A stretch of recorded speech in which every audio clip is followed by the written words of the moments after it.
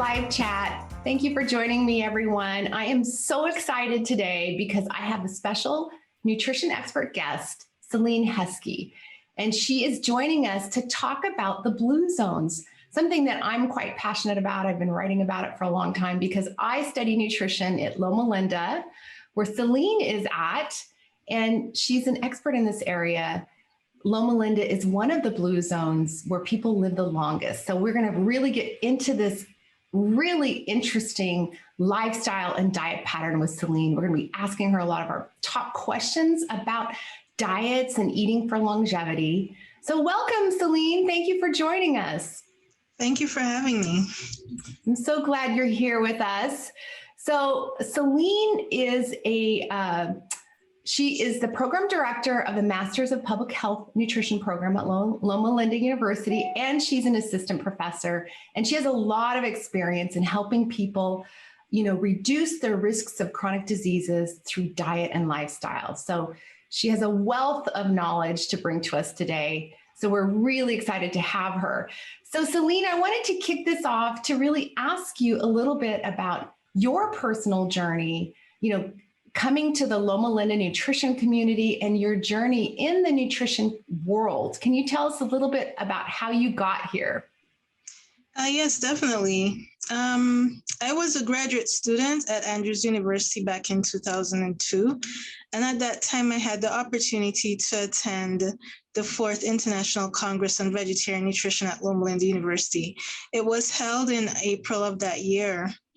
At the time, I was starting to become very intrigued with nutrition research. And when I saw researchers presenting at the conference, and these are individuals whose papers I'd read, I was really inspired by the evidence that good nutrition can reduce the risk of chronic diseases. And I wanted to be one of those scientists to contribute to the foundation of evidence-based guidelines.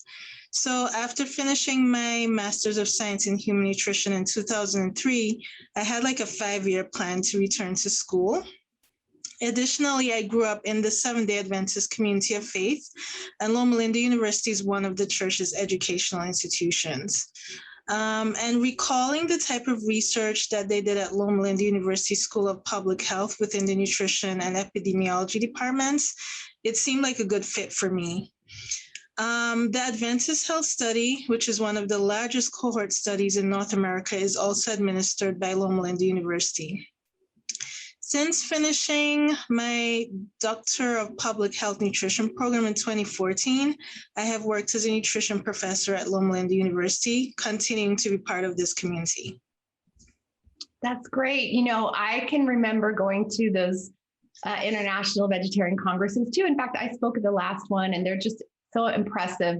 For everyone out there who, if you're interested in learning more about all the science behind plant-based diets, Loma Linda is kind of the landmark, site where they've been conducting some of the first studies that Celine's talking about in, vegetarian nutrition, plant-based nutrition, one of the first organizations to document all these health benefits. So it's really an exciting part of that nutrition research world. When I studied at Loma Linda, they had started these large studies, the Adventist Health Studies.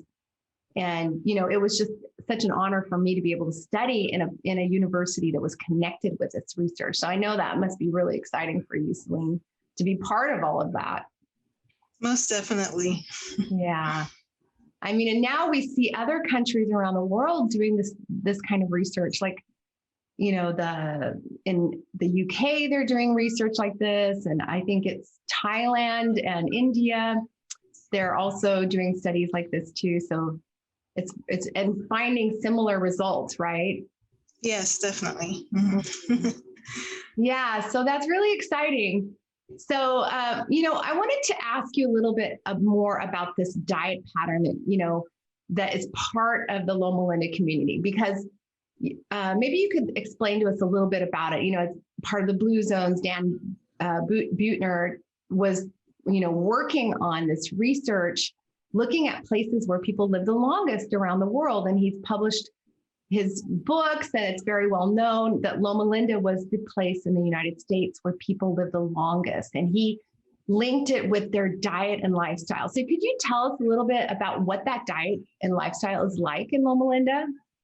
Yes, so there's several features that I would say stand out about the diet, and these features also extend to other Seventh-day Adventist communities outside of Loma Linda. Many individuals choose to follow a vegan or a vegetarian diet, but even if they consume meat, their portions tend to be smaller, or the frequency of consumption is less than the typical meat eater. A unique feature is that historically they also consume nuts even before that became really popular. And there are many traditional casserole and protein loaf dishes that are quite legendary within the community. Speaking of these dishes, another unique feature is that these dishes are often shared in a potluck setting after church on many Sabbaths. Yes. And, I grew up in that community too. And in fact, in my new book, California Vegan, which I've talked with you about, I shared some of those recipes. There are these kind of quaint, comforting sort of recipes that we grew up with. And, we would cook and have potlucks and picnics and just really comforting way of eating. And I think that, I don't know if you agree with this, but I feel like, the style of plant-based eating, this early vegetarian diets, cooks were really creative. We didn't have all the products we have now for vegetarian or vegan diets. So people would start creating things like, loaves made out of Special K cereal or, nut loaves and lentil patties long before it was popular. Yeah. I don't know if you had some favorite recipes that you remember from that period of time.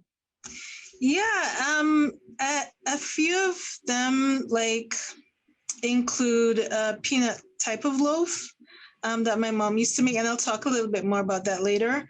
But definitely there's some that I really like. Haystacks is another dish that I'll talk about that I really like. So they're definitely some favorites of mine that have been around for a long time.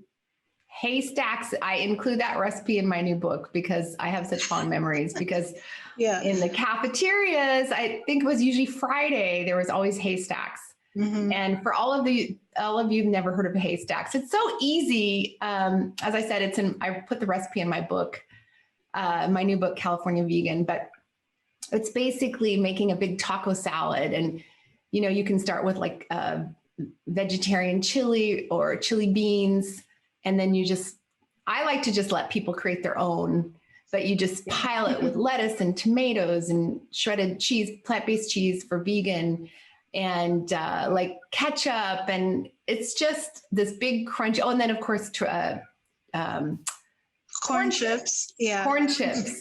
And it's just this big, crunchy, delicious meal. And so that was always a favorite. But there were a lot of really classic dishes and a lot of cooking classes that we grew up with. So, and I love what you shared, that it would be potlucks and things after church so that, people shared these foods and you shared your recipes and you talked about how good the food was and that whole sense of community around eating that really kind of developed this whole food culture, I think. Would you agree with that? Yes, definitely. I think it's a really, really important part, to the point where when they were collecting nutrition data or food intake data in the Adventist Health Study, they really had to take into consideration the fact that potlucks were so popular in the way that they assessed that intake, because they would have missed some important information if they didn't take that into consideration. That's really interesting. I didn't know that about the data. Really interesting. Yeah, I think the whole food culture is unique. And then the use of beans and lentils and vegetables and different ways of creating protein meals. I think that became part of the diet. I mean, my mom and dad grew up on farms, so we always had our own large vegetable gardens. So we always incorporated all of those into the eating style too. But it was a very comforting way of eating. So I wanted to ask you a little bit about what this diet that we're talking about, how did that diet promote a longer lifespan? What was so special about that way of eating? I think it promotes a long lifespan for a number of reasons. And I will say a healthy vegan or vegetarian diet is rich in fiber, and relatively low in calories. So this helps with satiety, so feeling full, and also weight management. By preventing weight gain during adult years, this type of dietary pattern can address one of the most significant risk factors for many chronic diseases. We have research to suggest that these dietary patterns reduce the risk for cardiovascular disease, cancer, and diabetes, which are some of the leading causes of death in the United States. Additionally, we have evidence from the Adventist Health Study cohort that vegetarians have a lower risk of death compared to non-vegetarians overall. Mhm. Yeah.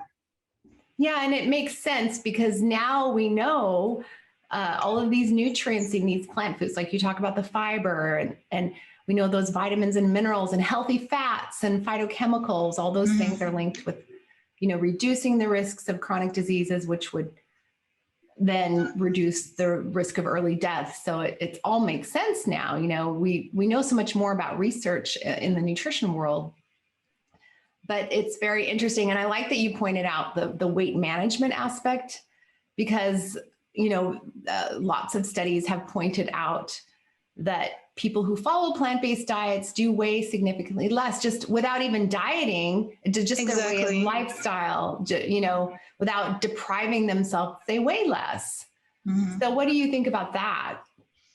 I think it's really important in the sense that when you focus a lot on weight and calories, we're seeing that is not very helpful.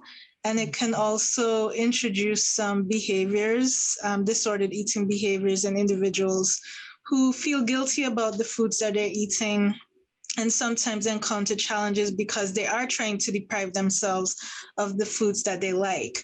But the thing about a healthy plant-based diet is that you don't have to count calories. You don't have to pay as much attention to the quantity necessarily, because a lot of times you're eating foods that are bulked with fiber. So that's going to help to reduce the amount of overall calories that you're eating. And you don't have to deal with a lot of the, guilty feelings and the negative effects that come with that when you're eating a healthy plant-based diet. You said that so well. And I agree with you, because I think so many people think of a diet as something to go on and off, and that it's going to be miserable. And then, they have these unhealthy behaviors. But really, I think of a diet as a way of eating for life that you feel good about, that you feel satisfied and you don't feel hungry and craving something. And I think the plant-based diet really fits into that, where you can feel satisfied, and all that fiber is filling you up. So that's a great point that you just made. So I wanted to also ask you, what else is unique about the lifestyle? We know the diet is really healthful, this plant-based diet, but what other things about the lifestyle in the Loma Linda Blue Zones can help protect health? I think a very important one is community. More specifically to this community is the community of faith. Earlier, I mentioned Sabbath potlucks. So these provide opportunities for church members and even visitors to fellowship with each other in a community of faith. So eating with friends and family is an important social event, and I believe it does have psychological benefits. And so this important component of the SDA culture is common among residents within Loma Linda and in other Adventist communities around the world. Yes, and I think Dan Buettner found those similar traits in the other blue zones. Like, it might not have been exactly the same, but he found, like in Okinawa, there was a very important social community structure and family meals. And and he found that in Greece as well. So it really shows that it's not just the diet, right? It's everything we do. It's when we exercise, not just going to the gym, but we take walks after meals with our family, and all of those things are important. And one thing that he highlights in his work on the Blue Zones is how we take care of our elders.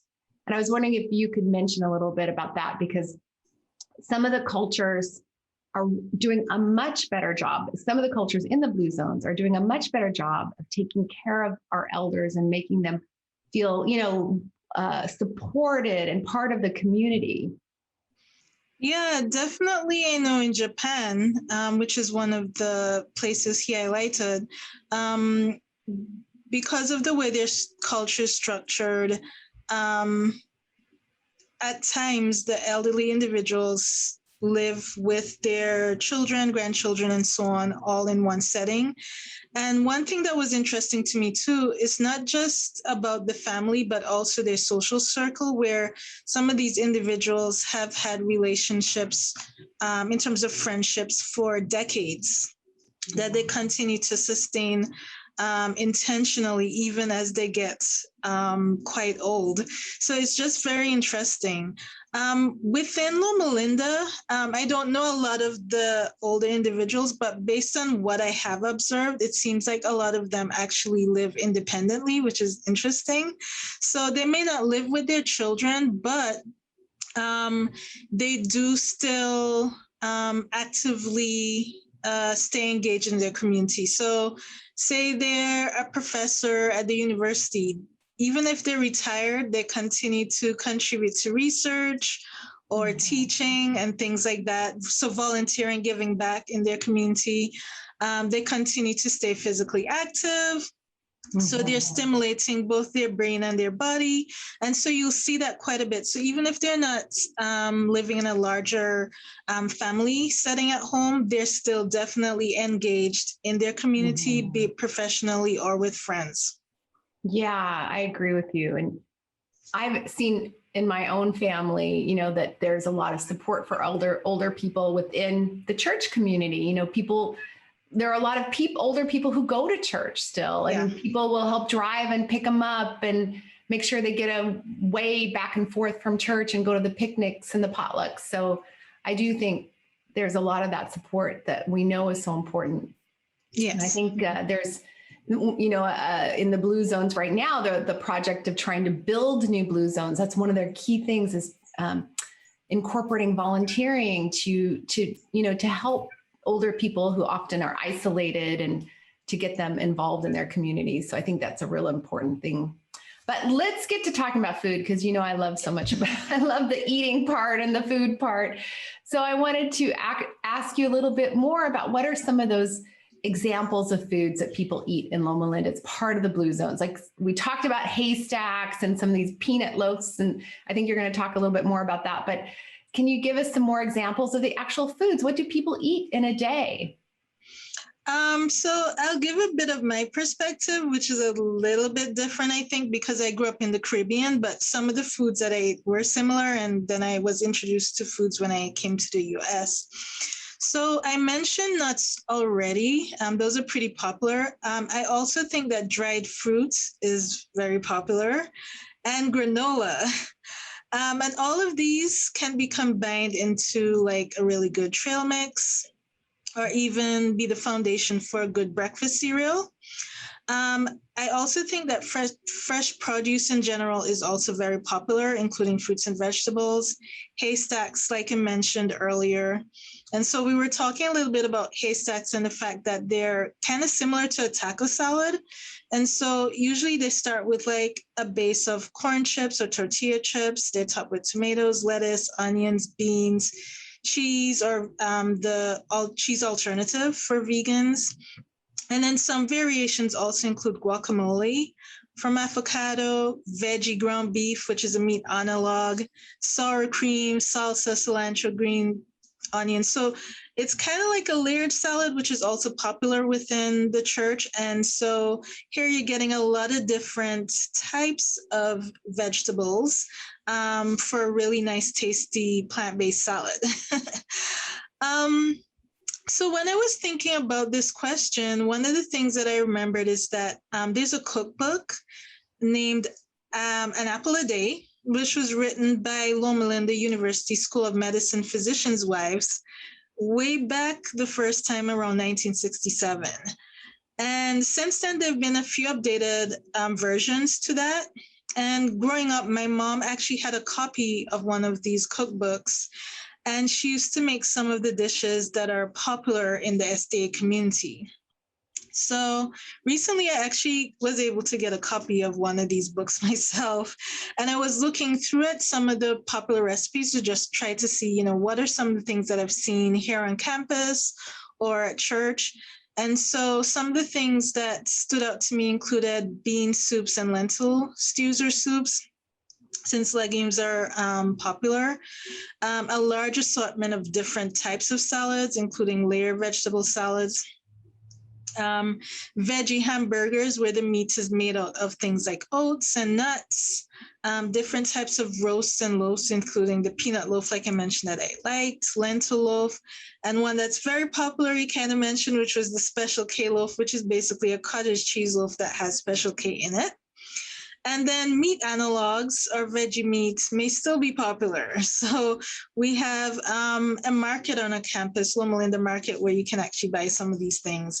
And so there's this brand, it's a Loma Linda / Worthington Foods brand that makes a lot of different meat analogs. And I do have my favorites that I grew up with, including vegetarian burger, ready burger, Big France, Swiss steak. So if you have any, Adventists listening to this, they'll be like, oh yeah, I recognize some of those names. So those are some of the foods that I would say, at least from my perspective, are quite popular. Yes, and I should have gotten out my Apple A Day cookbook because I grew up with that cookbook and I have it in my cookbook library.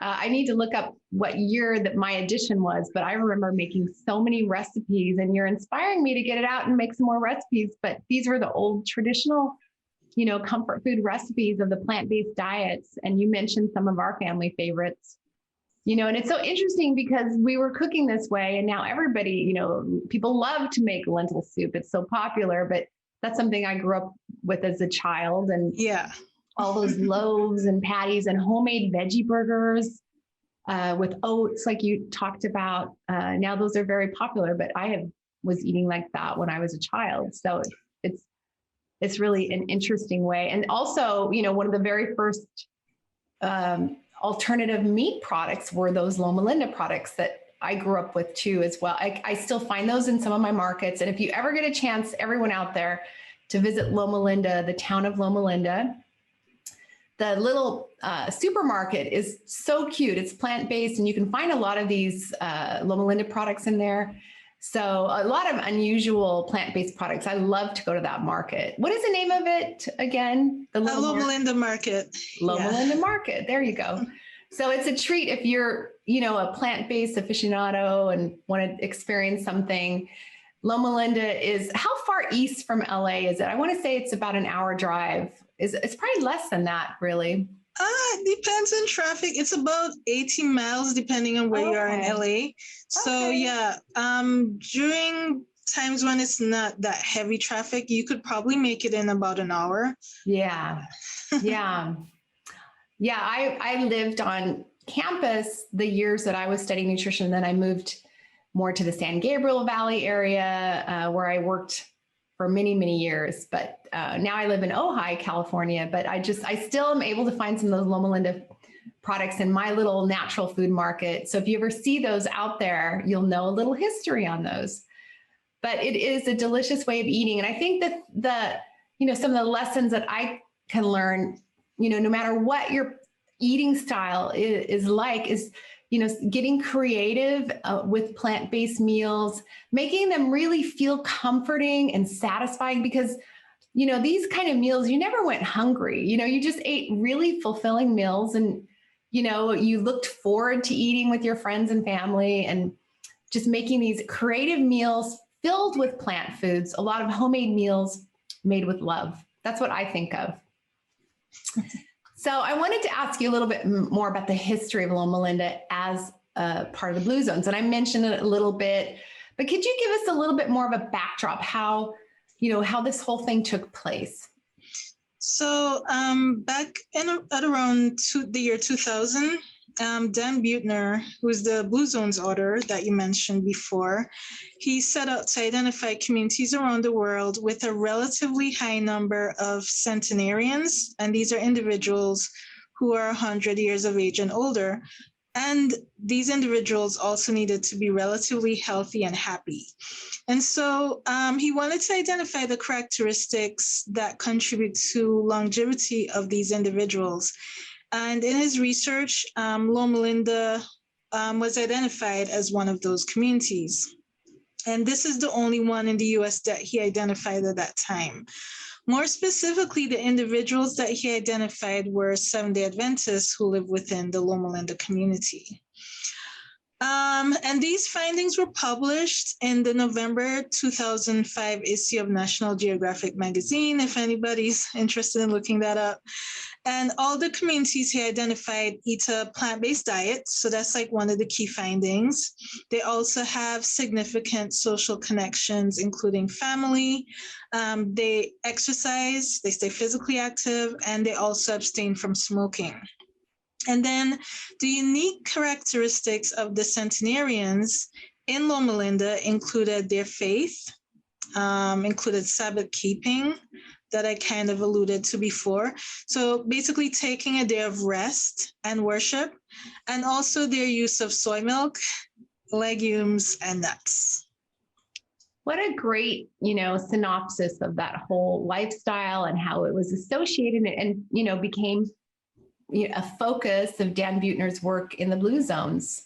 And I love that you're talking, it was more than just diet. It was that, closeness with our families. It was that taking a day of rest, which has stress benefits, right? And so many other parts of the lifestyle. But it's so interesting because when I studied nutrition, this was long before the Blue Zones. And there wasn't really that global acknowledgement of how healthy this lifestyle was. I didn't really appreciate the fact that I was studying nutrition in a place that was a completely plant-based campus, that the hospital was plant-based, the supermarkets. I didn't really value that as much as I should have. And now that I look back, I think, how special that was, that's where I got to study nutrition. So that's really exciting. So I wanted to just break down some of the lessons that we could take from the Blue Zones and Loma Linda, and how no matter what your lifestyle is, I talked a tiny bit about this, but let's get into it more. No matter what your lifestyle is, what are some of the lessons that you could apply from what we know about the Blue Zones in Loma Linda? So I decided to create a really short list of 3 different ways that I think individuals can apply this information. And the first one is to make more plant-based whole food choices. So incorporating whole grains into the diet, nuts, seeds, fruits, and veggies. Now it's very simple, but it's effective. The second thing I would say is be active, which can be as simple as taking a walk, working in the garden, doing chores, and so on. But the most important thing is to get up and move. And the third thing is to find a community. And that could be a community of faith. It could be a hobby group, a book club. The point being, find a group of individuals with shared interests and spend time with them. Very good. Those are really important. Those are like the 3 key things, right? So, and I think those are things everybody can do. I think, we can all eat more plant-based foods. Even if you're not eating a vegan diet or vegetarian diet, we can all eat more whole plant-based foods. It's something I tell people all the time. We can all be more active. And it doesn't have to be an expensive gym membership. It could be, like you say, working in the garden. And then that community, I think that's the thing that a lot of us are missing. We're more isolated, especially in recent years. We have friendships online, but we're not literally spending time with each other. So I think those are good lessons for us. So now I want to ask you about what some of your favorite foods are within your Blue Zones Loma Linda diet, and also how do you stay healthy and how do you maintain your own health, nutrition, and well-being? Right. So yeah, this was an interesting question. I will say I don't really have any favorite foods. Anytime people ask me about that, I'm always like, no, I don't really have any favorite foods necessarily. I tend to like variety, and what I like changes all the time. I do, however, really like tropical fruits, including mangoes. And I think that's partly because I miss, some of the things that I would get in the Caribbean. And then I also really like cherries, strawberries, and bananas. So fruit, I really like. Yeah. My personal nutrition philosophy has been evolving, especially as I learn more and more. And my journey towards improved health and well-being is ongoing. It's a journey. Yeah. One of the things I've learned is to embrace being kind to myself, which might seem kind of vague, but it's just, not to, dwell in guilt so much when it comes to choices I may make in terms of my health, but also to make intentional small changes that are more helpful. Mhm. And I also really believe in moderation. So those are some of my, I guess, philosophies around personal nutrition. Yeah, that's really great. I think there's more recognition of how we have to be kinder to ourselves, especially when it comes to diet, and more, understanding, and, we need to give ourselves a break. And I think that's finally coming out when I think about the viewpoints of nutrition, a decade ago, and now how we've evolved to be more understanding about these things. So I'm glad you pointed that out.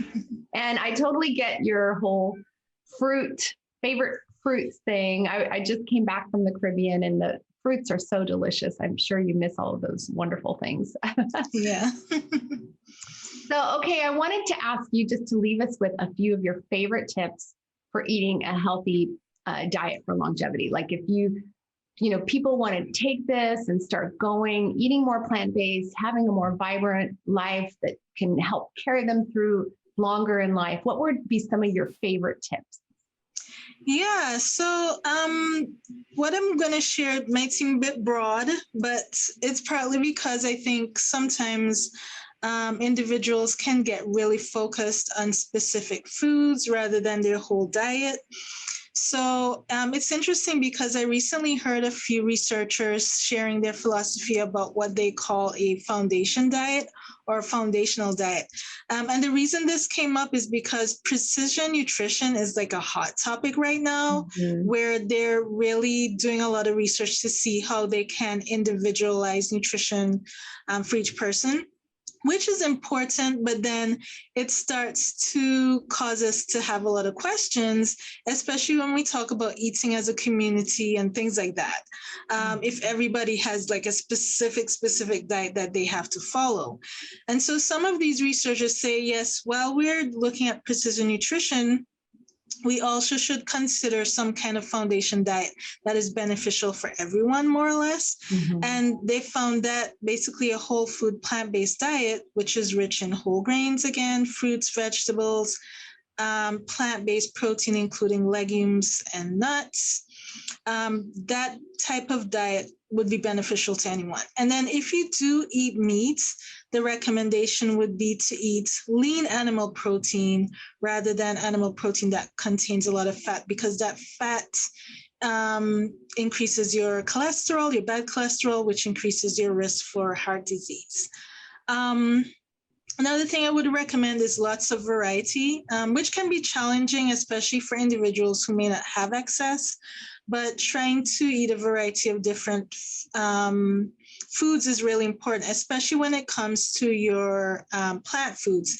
And part of the reason for that is that there is quite a lot of emerging research that shows that these plant foods are rich in not just vitamins and minerals, but various non-nutrients, including phytochemicals that we don't know as much about as the nutrients. But these have benefits in addition to the fiber in terms of like your gut bacteria. And that gut bacteria then plays a role in terms of various organ function, also including brain function and so on. Immunity, which is a hot topic right now. So just by simply eating a whole food plant-based diet, you can make a lot of intentional changes that are going to have health benefits to reduce your risk for various chronic diseases, which is going to increase your longevity and not just increase your life, but the quality of your life. Mm-hmm. So I really recommend, following the basic recommendations, even though they're not too exciting. Avoid following fads. and make at least one intentional choice every day to incorporate a whole food into your diet. Just that simple initial change. And if you're a meat eater, consider switching out some of your meats for plant-based protein. That could be a really simple way to start to make those intentional changes towards health. That's great. It does all boil back down to those whole plant-based foods. And I feel like that is really not very controversial. Most health experts agree with this foundation of a healthy diet. So I'm glad that you really laid that out so clearly, because I agree with you 100%.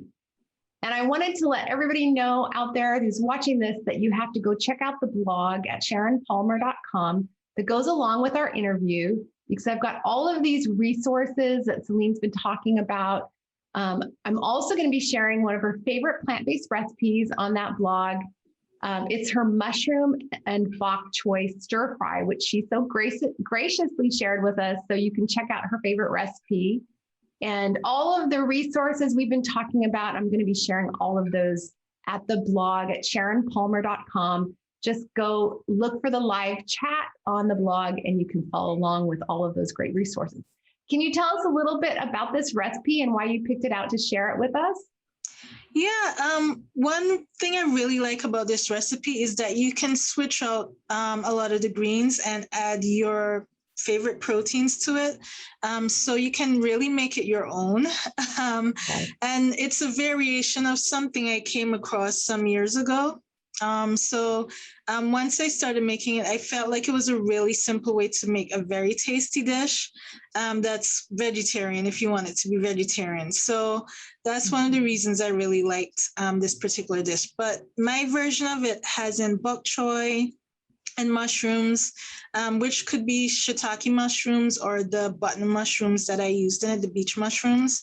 And then it includes rice, noodles, or you could use any type of noodles that you have available. So I think another reason that this recipe is kind of good too is that if you're, working with someone who doesn't have access to a lot of foods, they would still be able to make this recipe. They would be able to find alternatives to some of the ingredients that I use to still make a tasty plant-based dish. Yeah, that's true. I think this looks like an easy recipe. Like you said, you could swap things out, not a lot of ingredients, easy to find, healthy. It looks also super quick. You could make it very quickly. Yeah, if you coordinate it really well, you can make it, I think, in about 20 minutes or so. The biggest job might be chopping up some of the ingredients, but it's pretty straightforward. Very good. Well, thanks for sharing that recipe with us. And thank you so much for your time. I feel like I understand the Loma Linda Blue Zones even better than I did before. And I'm sure everybody out there is going to love learning more about this interesting lifestyle and diet. And make sure, again, to go check out the blog at SharonPalmer.com, where I'm sharing all of these resources that Celine's sharing with us today.